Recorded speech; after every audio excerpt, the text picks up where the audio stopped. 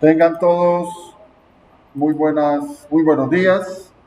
Gracias nuevamente por estar presentes a la clase de resistencia a materiales sección B, día 30 de marzo.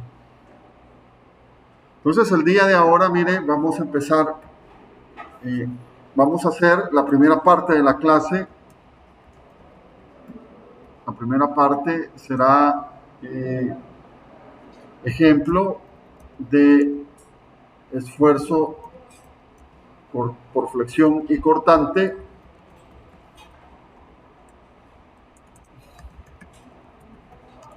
Y la segunda parte de la clase será la introducción al método de flexiones en vigas, que es el cálculo de flexiones por el método de doble integración.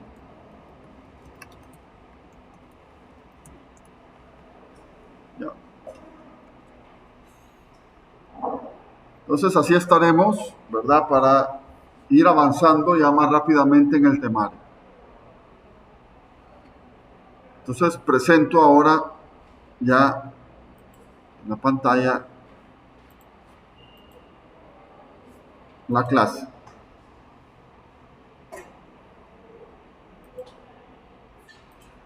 Entonces recuerden, nosotros en la clase anterior habíamos visto en primera instancia nuestro objetivo era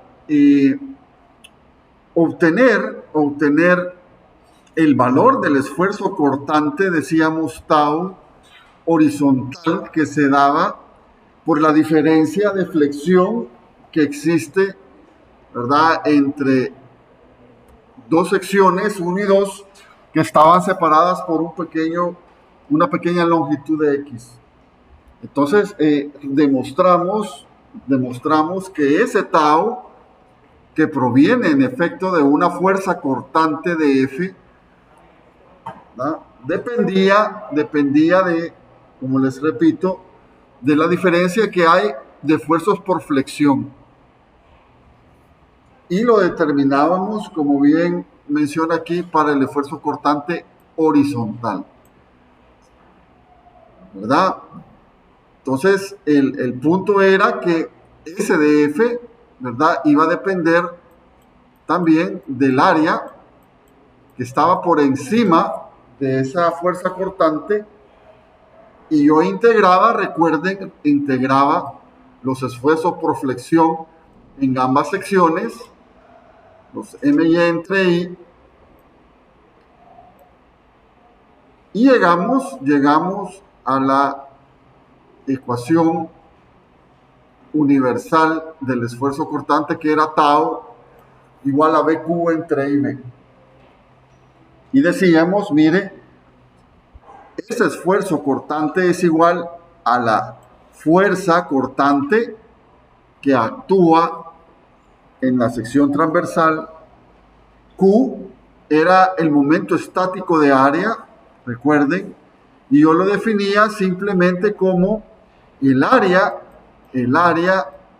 que está por encima, en este caso, del esfuerzo cortante, multiplicada por la distancia que hay del eje neutro de toda la sección transversal al centroide de esa área. Era un simple cálculo de área por distancia. Y la inercia centroidal, ya saben ustedes que es, y el ancho B de la viga. Entonces tendré yo ahí un esfuerzo cortante horizontal, y demostramos, recuerden, que ese cortante horizontal tenía que ser igual al cortante vertical en la sección transversal. Entonces yo graficaba realmente, cuando hacíamos el diagrama de fuerza cortante, de esfuerzo cortante, decíamos, mire, yo grafico las dos cosas, el cortante horizontal y el cortante vertical, y tiene una sección, una forma parabólica. con 0, decíamos, en la fibra superior e inferior de la sección transversal y con un máximo en el eje neutro. Entonces, dicho esto, hicimos un problema de una sección T y determinamos, recuerden, el bosquejo ahí de la distribución de esfuerzos cortantes. Entonces ahora, en esta primera parte de la clase, vamos a hacer un ejemplo más para afianzar estos conocimientos.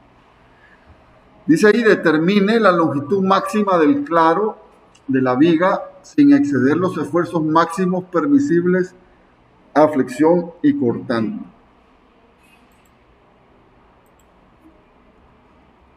Entonces yo tengo ahí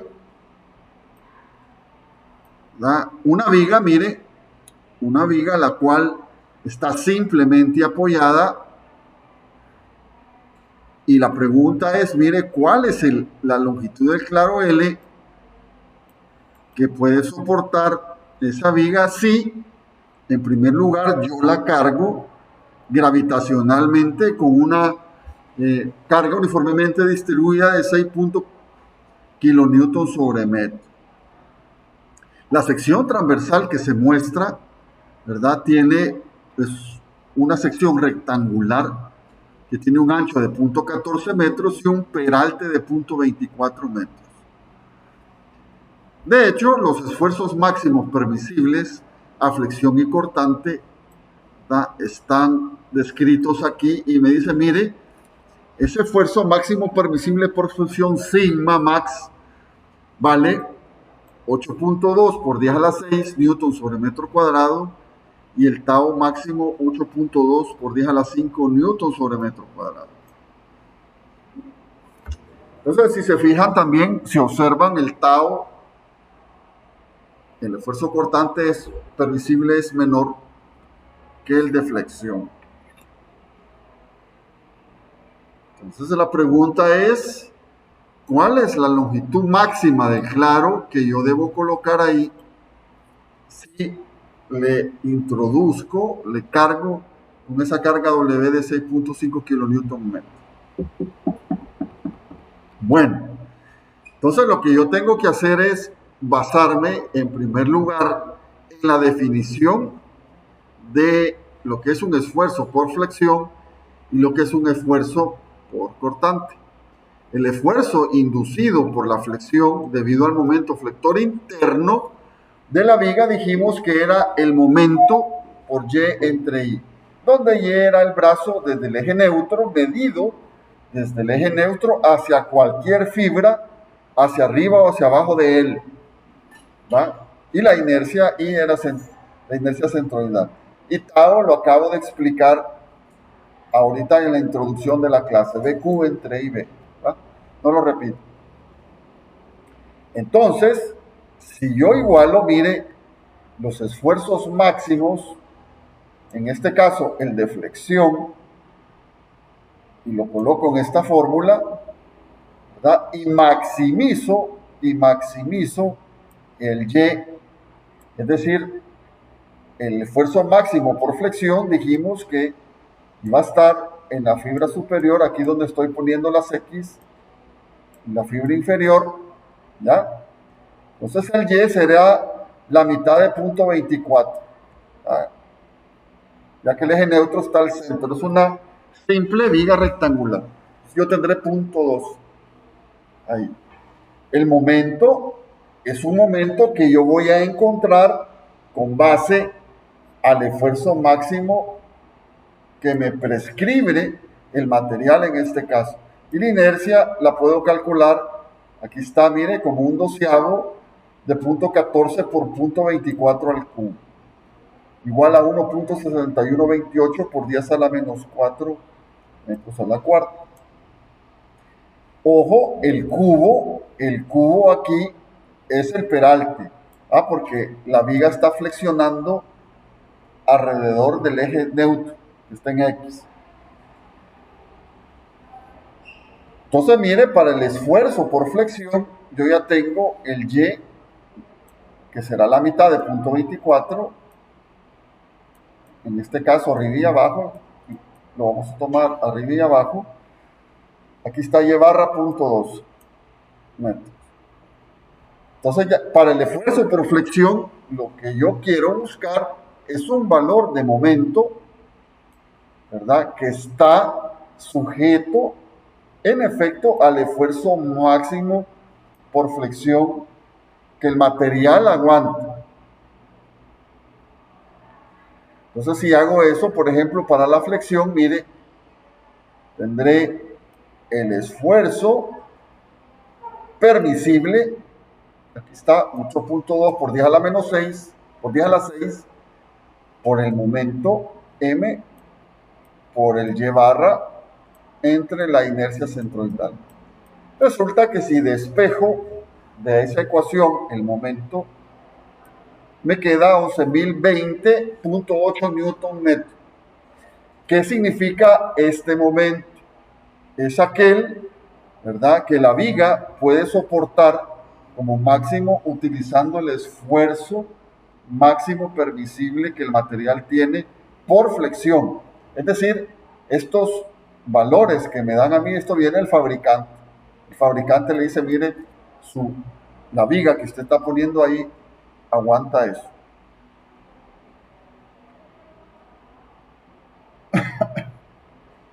Ya tengo un momento. Ahora, un momento realmente máximo, ¿verdad?, que la viga aguanta solamente utilizando el MY entre I y el esfuerzo por flexión. Ahora tengo el cortante, mire, 8.2 por 10 a la 5, lo voy a igualar, este tau, lo voy a igualar a este tau max, y voy a obtener un cortante que me cumple los esfuerzos máximos por cortante según permisible, según me da el fabricante. Q, en este caso, será, dijimos, el momento de área sería 0.14 por 0.12 por 0.06. ¿Qué es ese 0.14 por 0.12? Mire estos dos primeros números, sería, nos vamos a la sección transversal, sería el ancho por la mitad. Esto. ¿Cuánto vale el peralte? 0.24, este pedacito vale 0.2. Multiplicado por la distancia que hay del eje neutro, que está al centro ahí, al centroide de esa área sombreada. ¿Cuánto vale? 0.06. La mitad de 0.2. Aquí está. Bien fácil. ¿Y por qué ocupo ese Q que está sobre el eje neutro? Porque ahí tengo el cortante máximo en el eje neutro.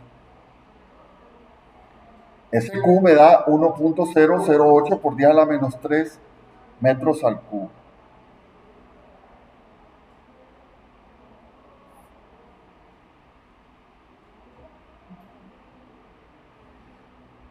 Entonces, si yo tengo ya el esfuerzo cortante tau máximo aquí,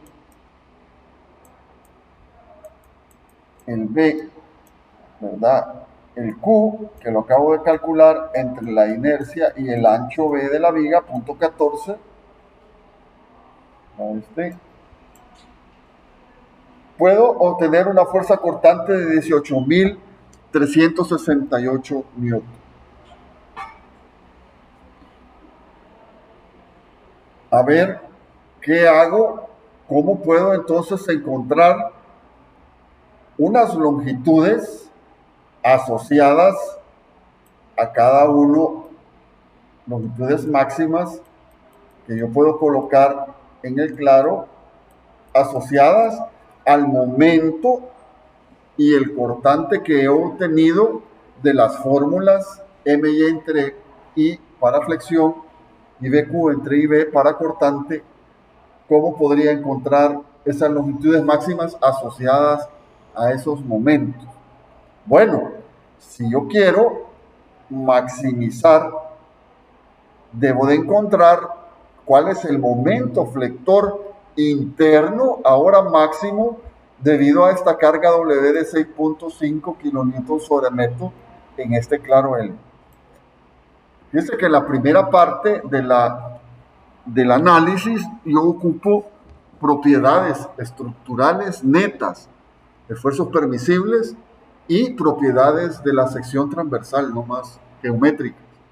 Pero ahora estoy pasando a las propiedades, ¿verdad?, de carga y de geometría también de la estructura, en este caso simplemente apoyada.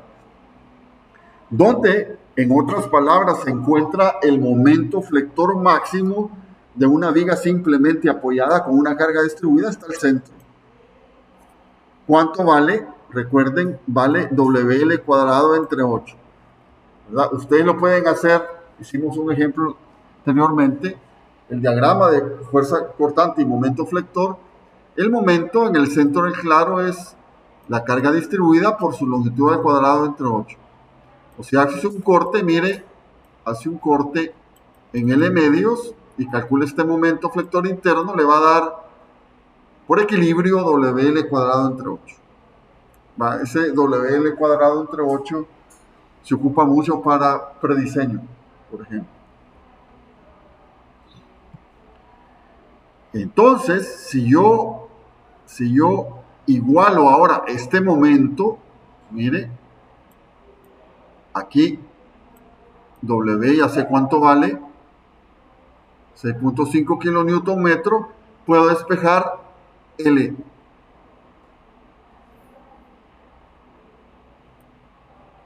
Entonces, mire, M max sería el momento máximo igualado 11.020.8 que lo obtuve de las propiedades de la sección transversal, geométricas de la sección transversal y de las propiedades estructurales de esfuerzos permisibles, lo igualo ya a lo que pasa en la viga en sí. Puedo despejar un L max del WL cuadrado entre 8 como 3.68 metros. Ahí lo tengo, 3.68 metros. Entonces la longitud máxima, el claro que yo puedo especificar para esa viga es 368 metros, que me va a soportar el esfuerzo por flexión nomás. Pero puedo tener otra longitud en base al cortante. Igual, ¿dónde está el cortante máximo WL entre 2? Está en los apoyos. Usted calcula las reacciones y en las reacciones es donde se encuentra el cortante máximo en una viga simplemente apoyada. Ayer contaba una anécdota, ¿verdad? La guerrilla hace 40 años dinamitó un puente, el puente de Oro, ¿va? Y la dinamita la puso donde el cortante era máximo. Es que había un ingeniero ahí ayudando, sabiendo que el punto débil en un puente simplemente apoyado está en los apoyos. Ahí está. Entonces, WL entre 2 es el cortante máximo en los apoyos. Bueno, simplemente igualo el cortante que yo obtuve por las primeras condiciones de 18.368 a WL entre 2. Aquí está el W con lo que yo estoy cargando la viga y tengo una longitud máxima, mire, de 5.65 metros, distinta a la que yo obtuve con la longitud, con el momento máximo, que era de 368. La pregunta es, para el público presente y para los que están en línea, ¿cuál de las dos longitudes escojo para el diseño?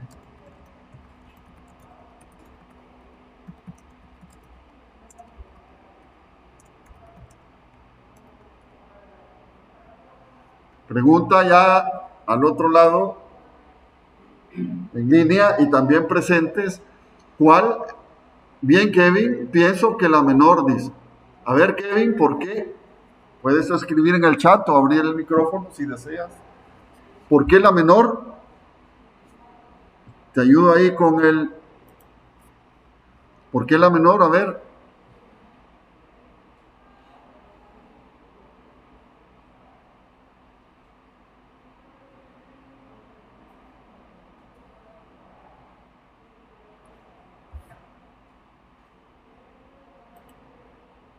A ver, Kevin,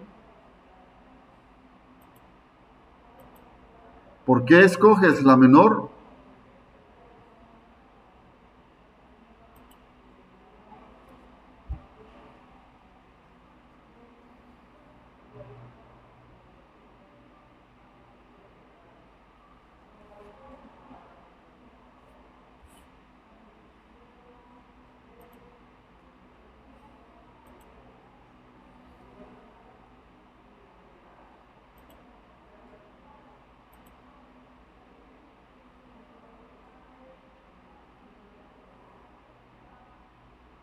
Ah, ahí está, bien, Kevin. Mire, excelente, porque si escogemos la mayor, sobrepasará el esfuerzo por flexión.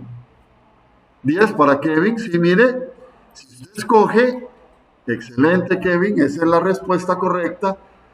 Por ejemplo, si usted coge 5,65 metros y viene y la coloca aquí en el WL cuadrado entre 8, ¿qué va a pasar? El momento máximo será mayor que este, que el que se me especificó por simple geometría y esfuerzo permisible que me proporciona el fabricante. Si ahora pongo 368 en la fórmula del cortante, no se me va a pasar del 18.000. Entonces, la longitud máxima que yo puedo proporcionar el claro es la menor de las dos máximas de los análisis. Esa sería la longitud máxima que yo podría poner. Entonces la respuesta es domina, en este caso, la menor. Si yo pongo la mayor, sí, me va a cumplir el cortante, pero la flexión me va a fallar, ahí me está diciendo. Este tipo de análisis, ¿verdad? Es un tipo de razonamiento, de diseño de todos los días. ¿Verdad? ¿Cómo juego yo con los esfuerzos permisibles de los dos? ¿Verdad? Y saber entender los principios básicos de cómo maximizar tanto los esfuerzos por flexión. Recuerden, el esfuerzo por flexión máximo está en la fibra superior, ¿verdad? Aquí e inferior, decíamos, de la viga, y el esfuerzo máximo por cortante está al centro, en el centroide. Entonces yo utilizo el M y entre I, maximizando el Y a partir del eje neutro y maximizando el Q. Entonces es un problema muy bueno para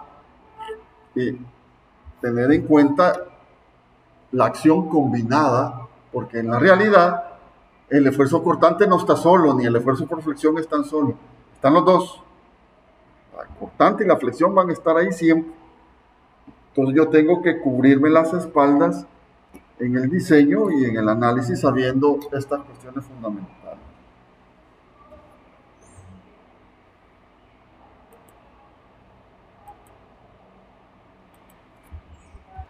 ¿Tienen alguna pregunta de este ejemplo?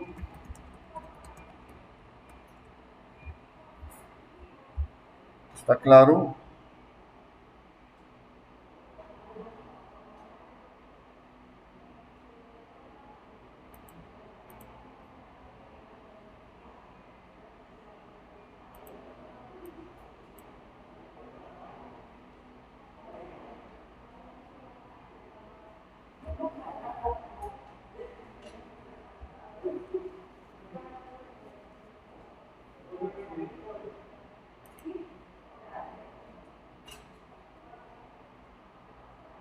¿Preguntas de este ejemplo?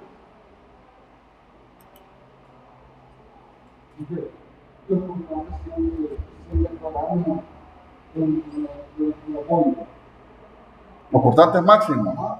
No necesariamente. En esta viga, la pregunta del compañero, ¿son los cortantes máximos siempre ubicados en los apoyos?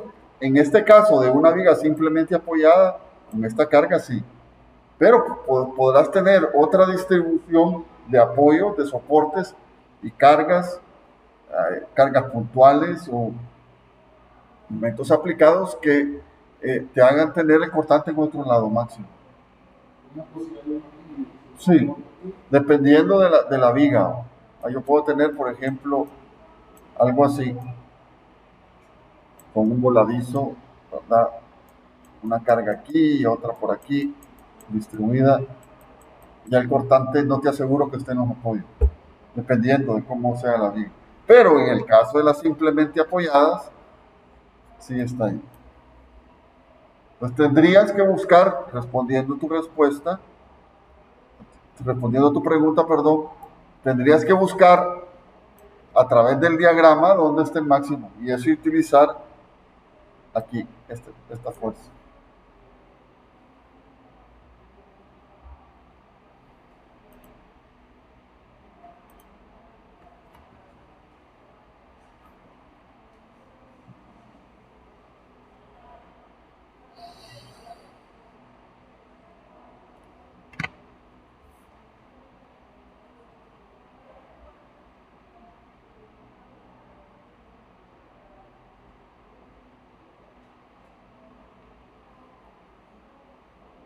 Preguntas al otro lado. ¿Está claro el ejemplo? La gente en línea.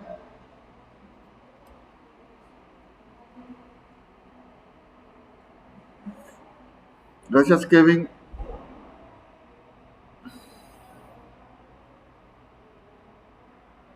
Muy bien, Kevin, por tu respuesta fue correcta.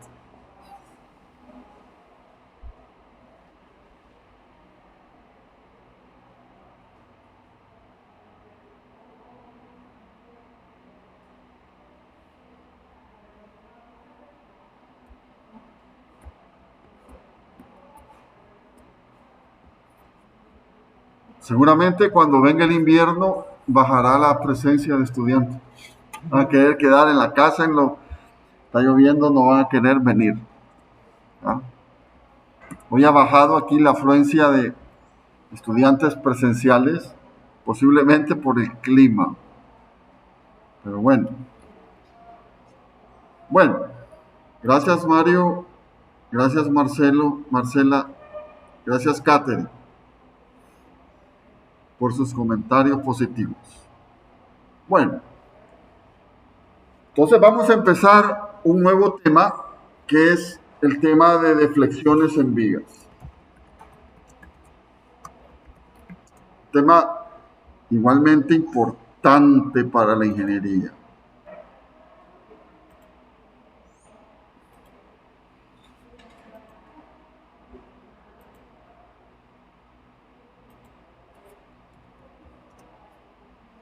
Entonces el tema de deflexiones, método de doble integración.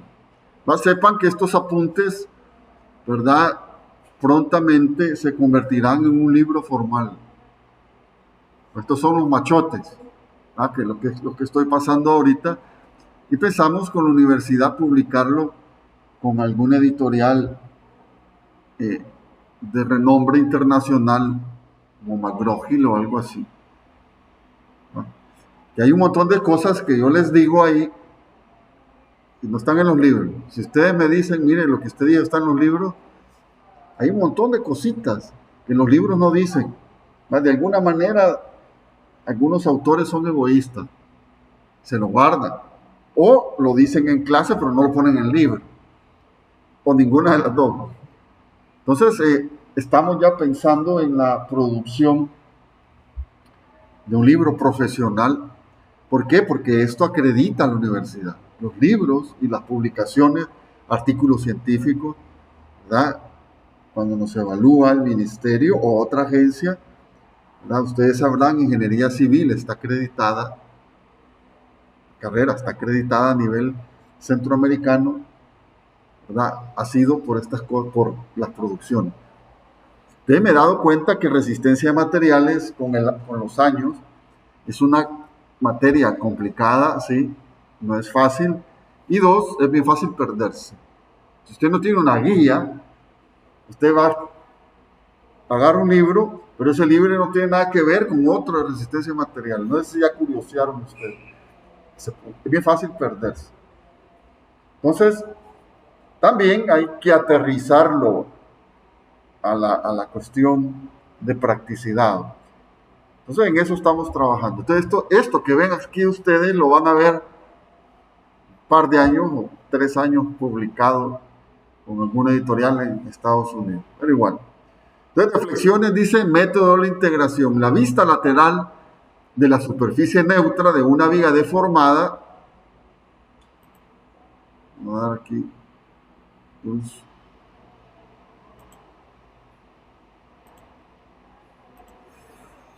se le llama curva elástica o simplemente elástica. Entonces, cuando yo hablaba, ¿verdad?, de la comba que hacía la flexión, ¿sí?, esa deformación que yo veo le llamo curva elástica o simplemente elástica. Entonces, yo en adelante, cuando yo hable, mire, la elástica de la viga o la elástica del marco, es cómo se mira deformado el marco.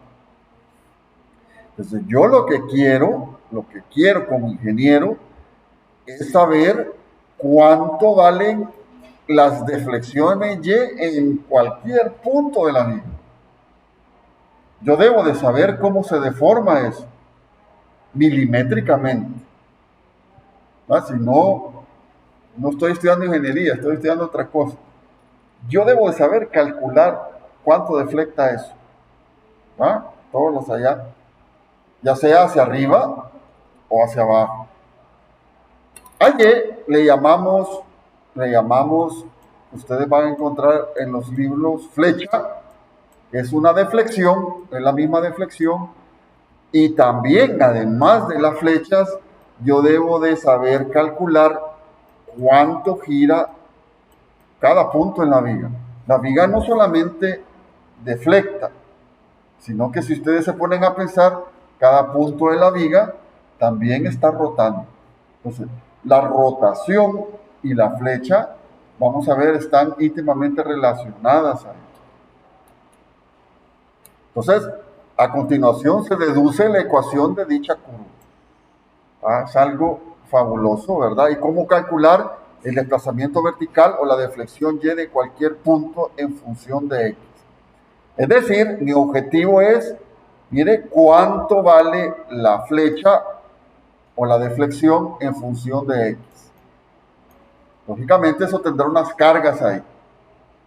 Para ello, hago uso del mismo diagrama que utilicé para demostrar, ¿se recuerdan? El sigma igual a m y entre i.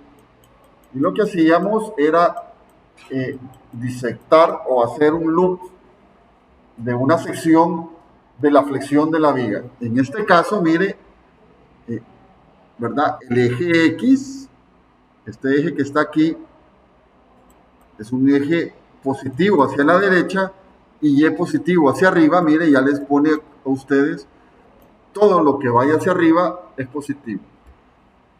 Entonces yo estoy interesado en calcular Y, cuánto vale la deflexión en función de X.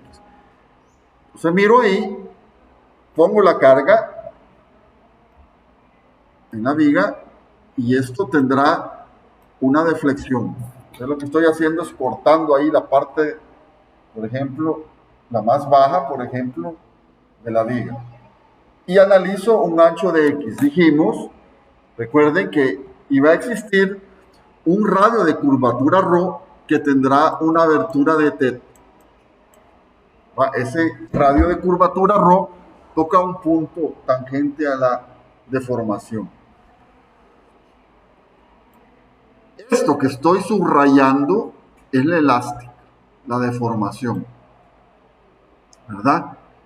Entonces lo que yo dibujo ahí, fíjense, es cómo se mueve el eje neutro. Las cositas que hay ahí metidas. Cómo se mueve el eje neutro. Yo no dibujo lo que pasa en la fibra superior e inferior en términos de deformación. Dibujo lo que está en el eje neutro. Y analizo, mire, un ancho pequeño de X. Y tengo, mire, un de θ. ¿Verdad? Si yo trazo perpendiculares a los radios de curvatura, la abertura que tengo ahí arriba, en el centro de curvatura, se me traslada al de θ entre dos puntos ahí. perpendicular a radio de curvatura. Y más importante aún, fíjense, si yo trazo al principio una tangente a la elástica, ¿verdad? La elástica es la deformación, es decir, una línea recta ahí, que toca un punto y besa solamente un puntito de la elástica de la tangente, y mido el ángulo que forma con respecto a la horizontal, al eje de X, me está diciendo cuánto está rotando ese punto. Ese punto aquí rota un ángulo θ, pero también se desplaza hacia abajo una distancia y. Entonces yo, a través de la resistencia de materiales y la teoría de elasticidad, puedo calcular la flecha si lo mido. Es lo que voy a demostrar ahorita. La tangente de θ, ¿verdad? Ustedes saben, por definición, es la derivada de y con respecto a x. Matemática maternal allá en el colegio, quizás. Tangente de θ es de y por dx. Como son ángulos pequeñitos, ¿verdad? En términos de radianes chiquiticos, puedo decir que la tangente de θ es igual a θ. ¿Ah? Y siempre la derivada de y con respecto a x. Esto lo hago una ecuación 1, dice ahí, porque tangente de θ es muy parecido a θ, por lo que les decía, porque las deformaciones son pequeñas y no hay diferencia apreciable entre la longitud inicial de la viga y la proyección de su longitud deformada. Si ahora a esta ecuación 1 aplico derivada, ¿verdad? Se me convertirá que la derivada del ángulo de la rotación con respecto a x, mire, incremento en 1 grado la derivada, será la segunda derivada de y con respecto a x. Bien fácil. Lo que estoy haciendo, aplicando derivación al lado izquierdo y al lado derecho. Pues de θ con respecto a x es la segunda derivada de la flecha con respecto a x. Una ecuación 2. Dice, considerando la variación θ en una longitud diferencial de S, producida por la fricción de la viga, se tiene que la longitud del arco de círculo de S es igual a ρ de θ, es este. ρ por la abertura me da este de S. Recuerden la famosa fórmula S igual a R θ, donde esta es la longitud de arco, es el radio por la abertura angular. Esto es lo que estoy haciendo aquí, donde R es ρ y la abertura es de θ. Entonces, mire, ds es igual a ρ de θ, donde ρ es el radio de curvatura y la longitud de arco de S. Ya que la curva elástica es casi recta, ¿verdad? Puedo decir, mire, ese ds es muy parecido al diferencial de x. Con eso, mire, en vez de, entonces, despejo 1 entre ρ aquí, el recíproco del radio de curvatura es igual a d θ entre ds, y muy aproximadamente igual a del de x. Entonces, 1 entre ρ, mire, de esta ecuación, paso el ρ aquí abajo, a dividir al lado izquierdo, y el ds a dividir al lado derecho, me queda 1 entre ρ, es igual a d θ entre dx, porque estos son prácticamente iguales. El arco de círculo es igual a la longitud de x que estoy analizando. Entonces concluyo, mire, que 1 entre ρ, el recíproco del radio de curvatura, que en efecto es la curvatura, recíproco del radio de curvatura es la curvatura, es la segunda derivada de la flecha y con respecto a x. ¿Qué concluimos cuando derivamos la fórmula de flexión? Que 1 entre ρ es igual al momento entre e y. Cuando derivábamos esto utilizando deformaciones unitarias y la ley de Hooke en la fórmula de flexión. Entonces, lo que yo quiero es sacudirme en buen salvadoreño el radio de curvatura. Yo no voy a estar calculando radios de curvatura, que es complicado. Se puede, sí, pero no.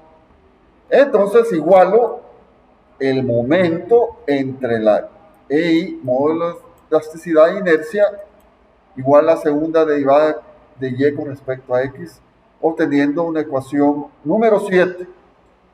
Una ecuación número 7 mágica que me dice, mire, el momento flector interno de la viga, el momento que ustedes calculaban en estática, es igual al producto del modo de elasticidad por la inercia centroidal por la segunda derivada de y con respecto a él. Entonces yo ya tengo aquí una relación entre el momento y la flecha de alguna manera. Todavía no lo tengo, el y no lo tengo solitario. Es lo que quiero. Un y en función de x solo para sustituir. Pero ya tengo y me dice, mire, esos momentos flectores, la flexión lo que hace es este fenómeno de comba, ¿verdad? Yo ya tengo que al multiplicar por ahí la segunda derivada de ese y con respecto a x, obtengo el mismo momento flector. A esta ecuación le llamo yo una ecuación diferencial elástica de una viga. Aquí en El Salvador, en Singapur, en Japón, es esta. EI le llama rigidez a flexión constante a lo largo de la viga. El producto EI. Entonces, ¿qué es lo que tengo que hacer para encontrar? Dije yo que mi objetivo era encontrar cuánto valía la flecha en función de x. ¿Va? Pongo un origen en el extremo izquierdo de la viga y x positivo hacia la derecha. Bueno, y yo ahora integro por primera vez esta ecuación, la integro, aplico integración a ambos lados, me queda que EI, ¿verdad? Será, ahora le bajo en 1 el grado de la derivada porque integro una vez. Sería dy con respecto a x. Es igual a la integral del momento por dx. Y recuerden, cuando yo integraba cualquier función, estaba asociada a una constante de integración. A esta ecuación le llama la ecuación de la pendiente. Es decir, si usted de alguna manera tiene una ecuación del momento flector que depende de las cargas externas en función de x y la integra, puede obtener cuánto gira cada punto en toda la viga.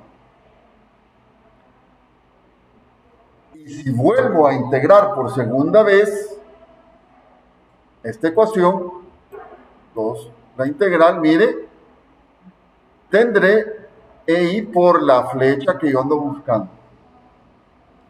Integro por segunda vez el momento, la constante la debo multiplicar por x porque también la estoy integrando, y añado una constante C2 del segundo paso.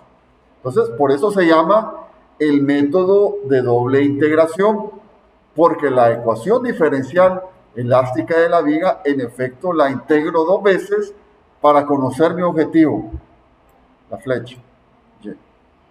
Entonces,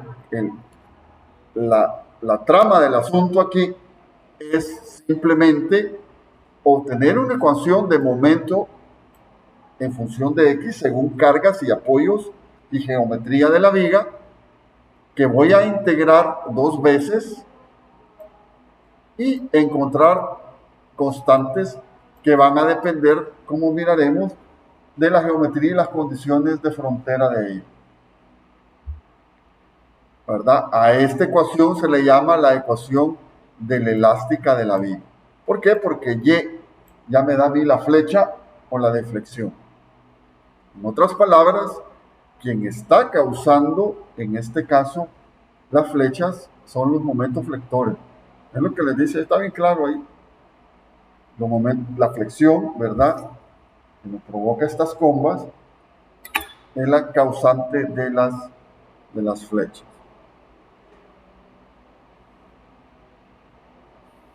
¿Tienen alguna pregunta de la demostración?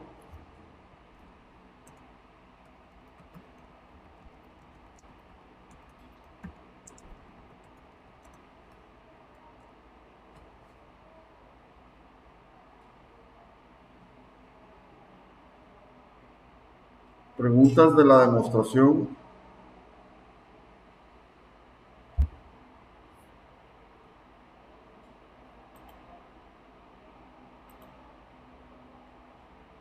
Si no, hacemos un ejemplo introductorio para que esto quede claro.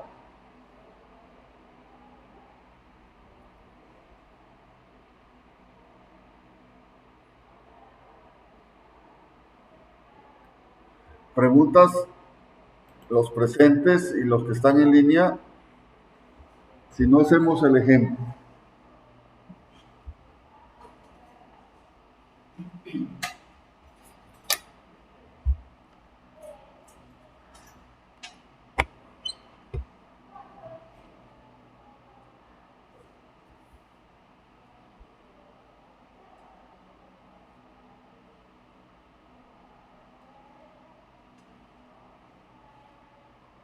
Gracias, Kevin. Bueno, hagamos el ejemplo, sin más que pensarlo ahí.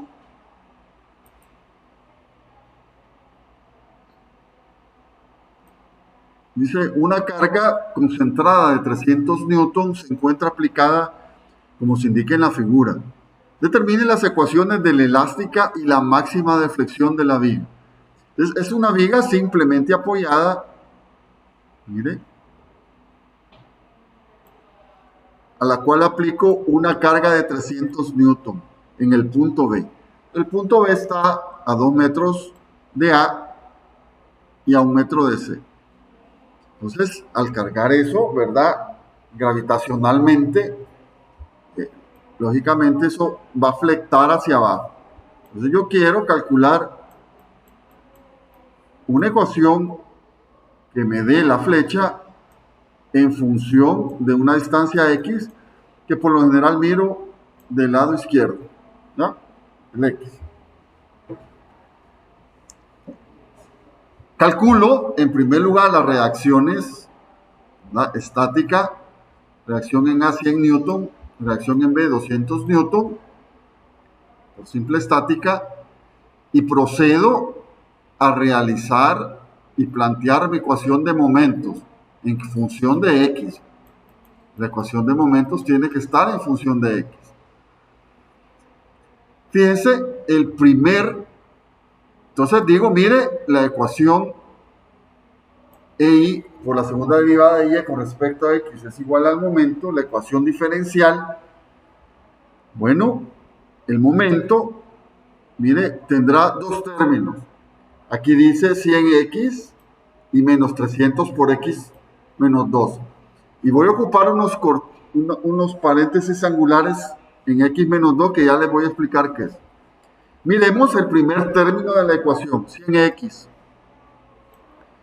Si yo hago un corte entre A y B, mire aquí, y analizo lo que el momento flector, entonces yo pongo, mire, el momento flector en el corte, aquí está, este momento flector, lo dibujo de una vez con convención positiva. Recuerden, cortando de izquierda a derecha, cortante hacia abajo y momento en sentido antihorario es positivo. Entonces, lo dibujo positivo ahí de un solo, si no se van a confundir. Hago una sumatoria de momentos en el corte igual a 0 y digo, mire, el momento menos 100 por X es igual a 0. Despejo M y tengo que M es igual a 100X. Es este que está aquí. Sencillo. Pero ese 100X, mire, es válido en el tramo de A a B y también entre B y C. ¿Por qué? Porque este X será este también, va al otro lado. Pero la carga de 300 newton, fíjense, si yo corto de izquierda a derecha, no aparece en el momento aquí. Entonces tengo que hacer otro corte después de la carga de 300 newton para calcular otro momento. Entonces, si eso es cierto, la carga de 300 me va a hacer un momento de X menos 2, porque el brazo es este.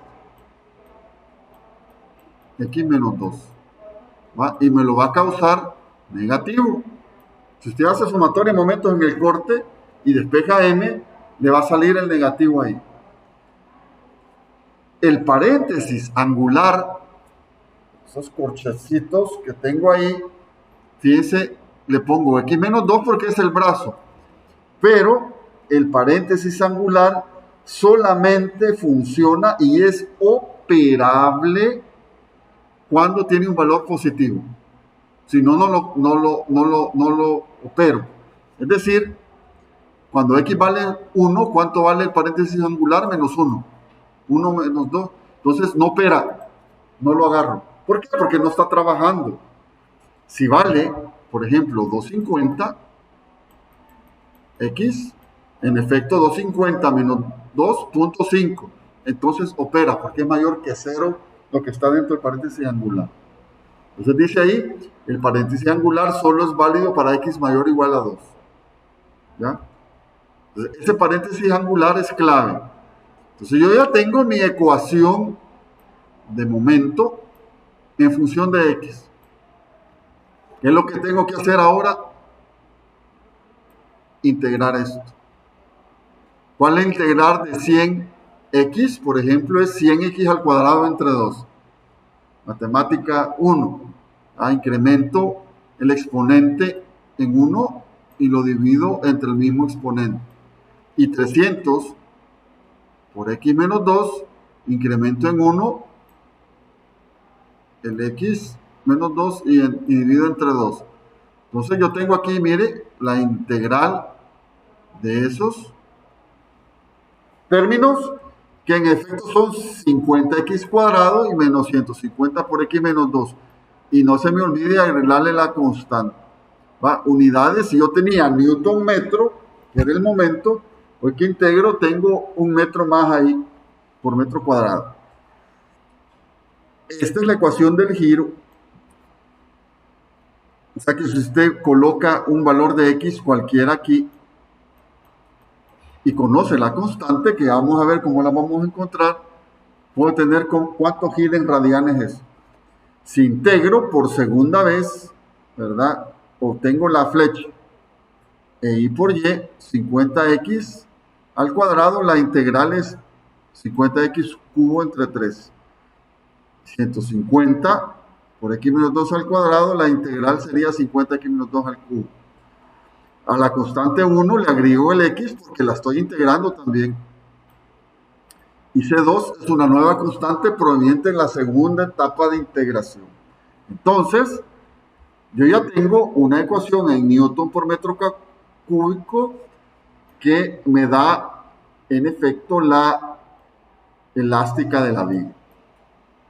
¿Verdad? La clave es cuánto vale C1 y cuánto vale C2. ¿Verdad? Tengo que encontrarlo. Entonces es bien sencillo, realmente usted una vez tiene esta ecuación de momentos en función de x, utilizando los paréntesis angulares, puedo encontrar rápidamente el giro y la flecha simplemente integrando la ecuación de la ecuación diferencial del momento. Entonces, como hallo C1 y C2, mire, bien fácil. El método se llama doble integración, porque el momento lo integro dos veces. Entonces, ustedes hoy entienden por qué el método se llama doble integración. Integro dos veces la ecuación de momento para obtener la deflexión. Entonces, con esto, mire, me queda a mí evaluar, ya tengo el momento en función de x, pero me faltan las constantes. Para ello yo ocupo las famosas condiciones de frontera.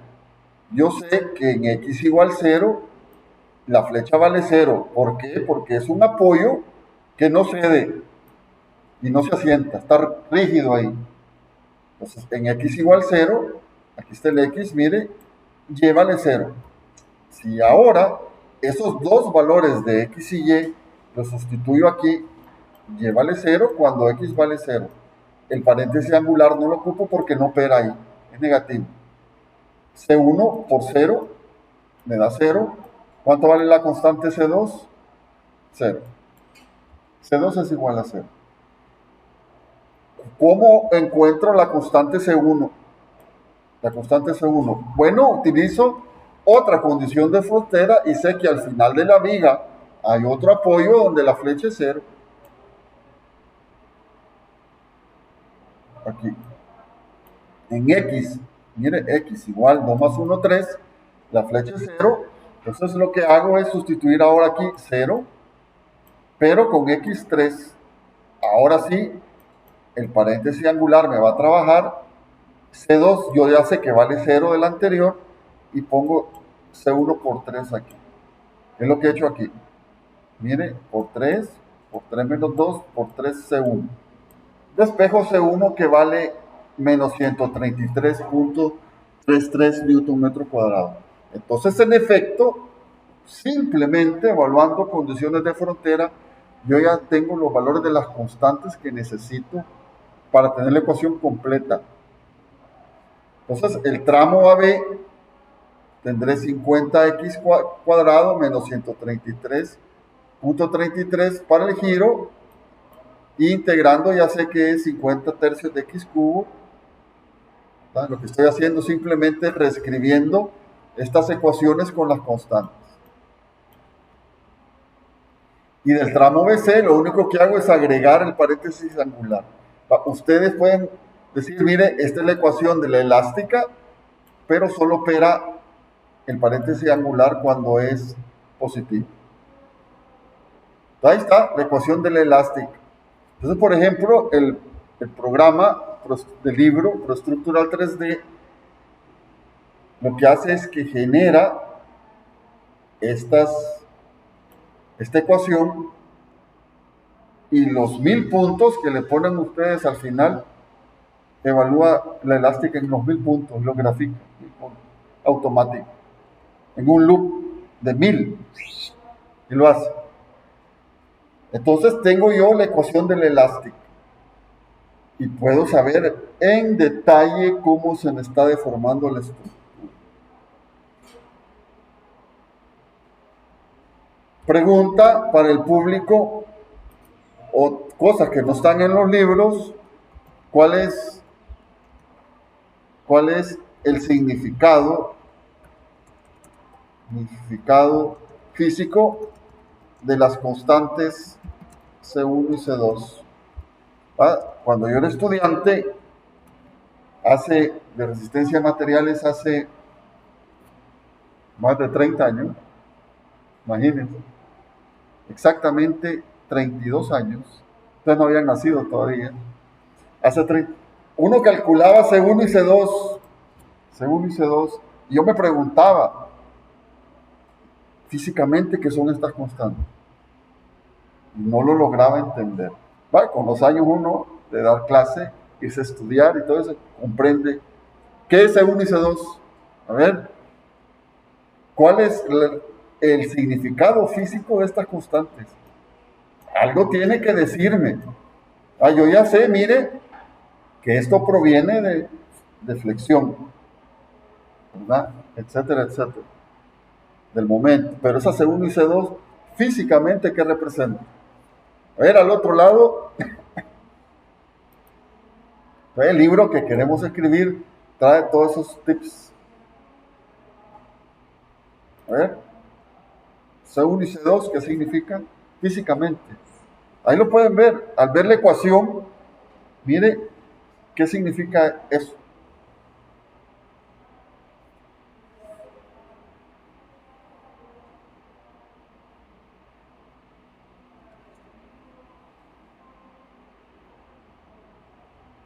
¿Qué podría significar eso?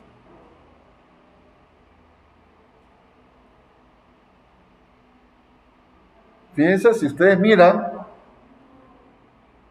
otro lado, no hay respuesta. Ustedes fijan, el C1 físicamente va a representar el giro en el origen. ¿No está? Cuando X vale 0, ¿cuánto vale dy con respecto a X? Vale C1. C1 es el giro que siguió trazo una tangente a la elástica y la mido con respecto al horizontal. O sea, el giro se mide desde el horizontal hacia la tangente. Es el giro.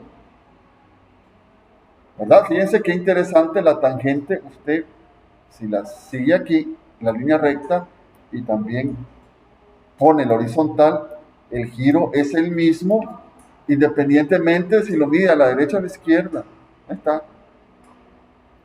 Son otras cosas que no dicen los libros. No dicen.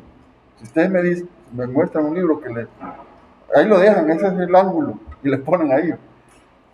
Y C1 es el giro en el origen. Y C2, ¿qué es? Este C2, ¿qué es? El giro. No. Aquí está. ¿Qué es? C2. Aquí está. El Y en el origen también. Es la flecha en el origen de la estructura. Cuando yo me di cuenta de estas cosas, ¿verdad? En el libro, ¿verdad? El libro está hecho por el método de rigidez, que lo vamos a estudiar en diseño 1. Bueno, si yo tenía el giro y la flecha en el miembro, hago las ecuaciones y la C1 son el giro y la flecha en el nudo inicial, el JJ, y lo puse en la ecuación. Grafica todo lo que ustedes quieran. O sea, yo no, ¿cómo le digo yo a la computadora quién es C1 y C2? No, lo tuve que haber, lo extraje del significado físico de 25 años, pero ahí está. Y le coloco las cargas y hago las ecuaciones en base a las cargas. Bien fácil. Entonces, miren, ya es un significado físico, ¿verdad? Que yo no entendía, creo que nadie en aquellos entonces.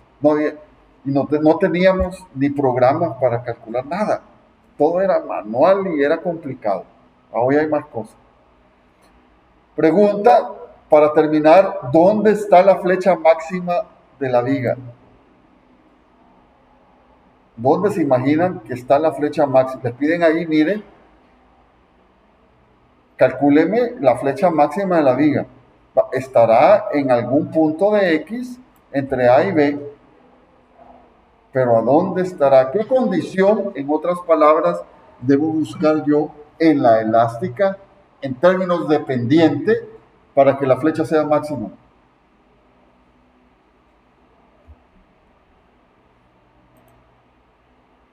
Pregunta al público.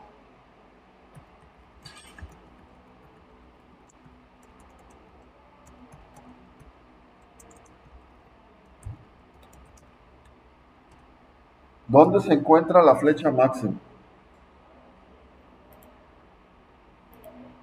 Bueno, si la pendiente es 0, es decir, la tangente a la elástica es horizontal, tendré una flecha máxima.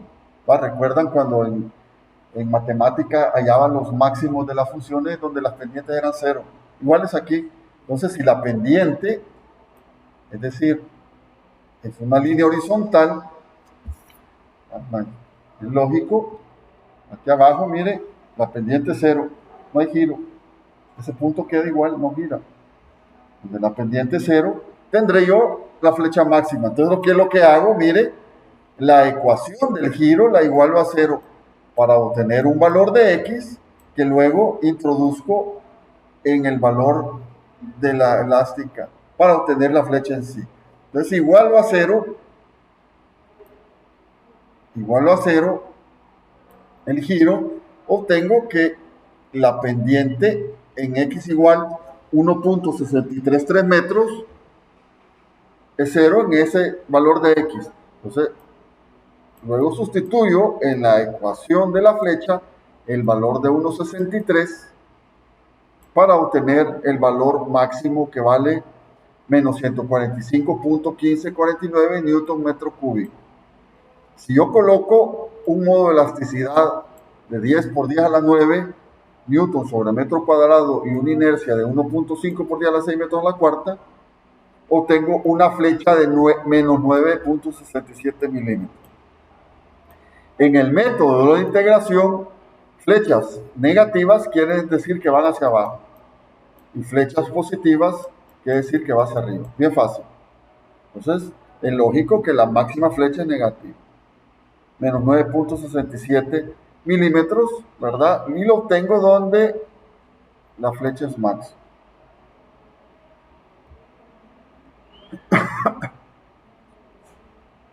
Entonces aquí está, mire, en 1.633 metros tendré un máximo de una flecha de 9.67 milímetros. Importante esto porque muchas de las estructuras, por ejemplo las estructuras metálicas, los perfiles metálicos, fíjense, muchas veces no se diseñan por capacidad, por esfuerzos permisibles, sino que por flechas máximas. Es posible que el esfuerzo permisible le pase, pero el código le diga, mire, yo no quiero flechas máximas de tanto.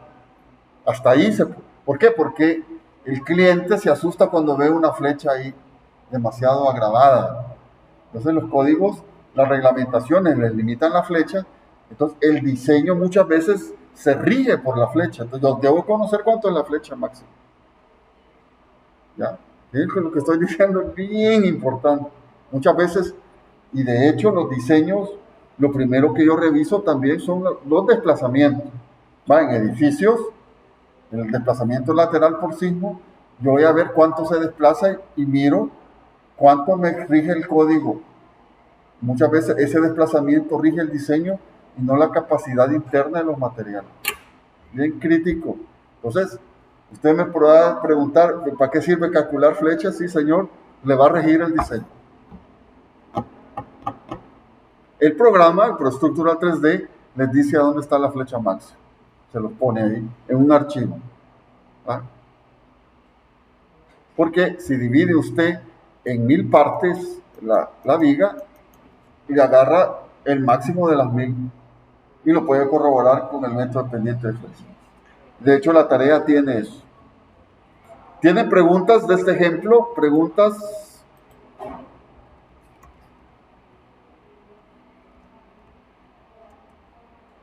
¿Está claro?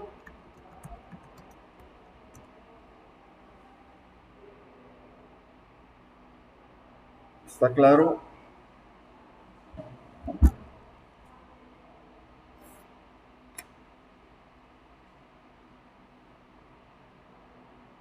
Bueno. ¿Está claro? Sí, Francisco.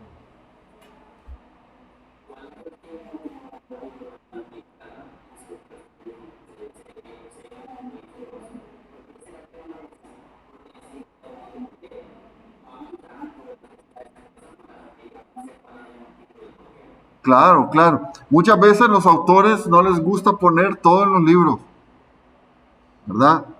Pero el significado fijo C1 y C2 es el giro y la flecha en el origen. ¿Va? Entonces no, ¿verdad? No encuentro yo. Pero igual, ¿verdad? Ustedes ya lo saben y eso es lo importante. No sé, Francisco, si contesté tu pregunta. Bueno, ya sabes.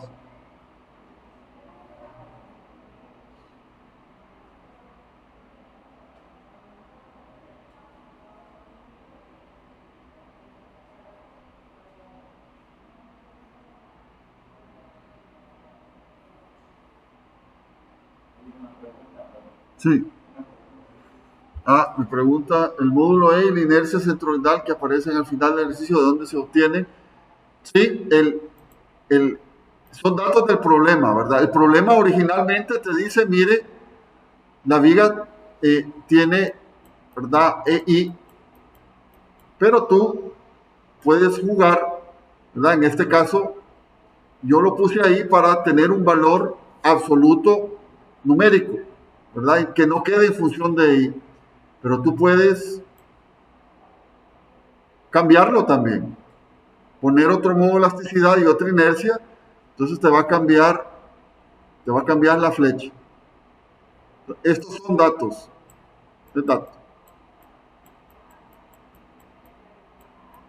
Aquí te queda en función de ahí, mira, la flecha. Pero si quieres un valor de flecha, colócale un modo de elasticidad y una inercia. No sé si respondí tu pregunta, Aarón.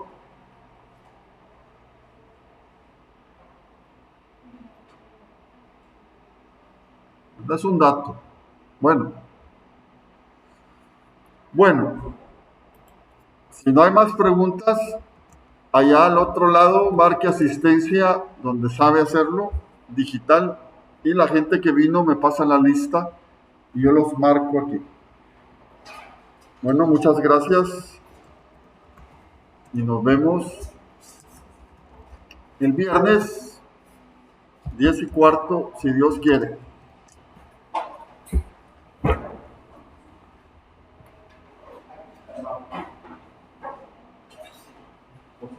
Sí.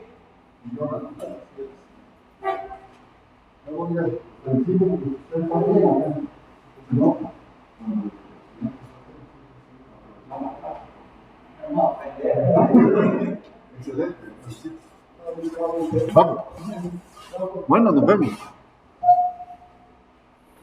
Bueno, Dios, Aarón, Catherine, Diego, nos vemos.